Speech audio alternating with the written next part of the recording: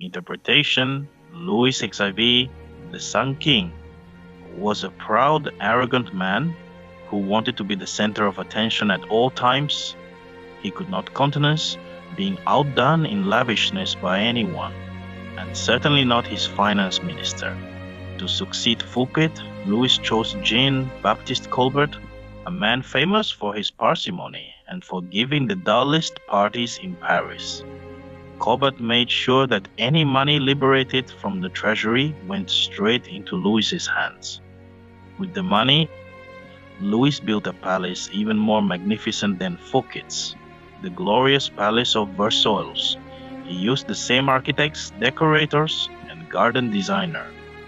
And at Versailles, Louis hosted parties even more extravagant than the one that cost Fouque his freedom. Let us examine the situation. The evening of the party, as Fouque presented spectacle on spectacle to Louis, each more magnificent than the one before, he imagined the affair as demonstrating his loyalty and devotion to the king.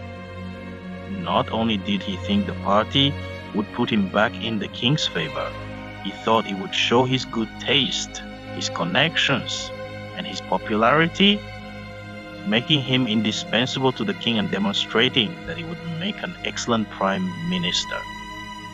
Instead, however, each new spectacle, each appreciative smile bestowed by the guests on Fouque made it seem to Louis that his own friends and subjects were more charmed by the finance minister than by the king himself, and that Fouque was actually flaunting his wealth and power, rather than flattering Louis XIV. Fouquet's elaborate party offended the king's vanity. Louis would not admit this to anyone, of course. Instead, he found a convenient excuse to rid himself of a man who had inadvertently made him feel insecure.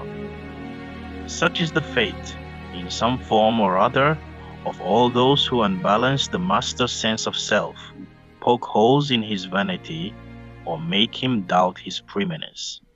When the evening began, Fouque was at the top of the world. By the time it had ended, he was at the bottom. Please don't forget to like and subscribe on the channel to get more timeless stories like this.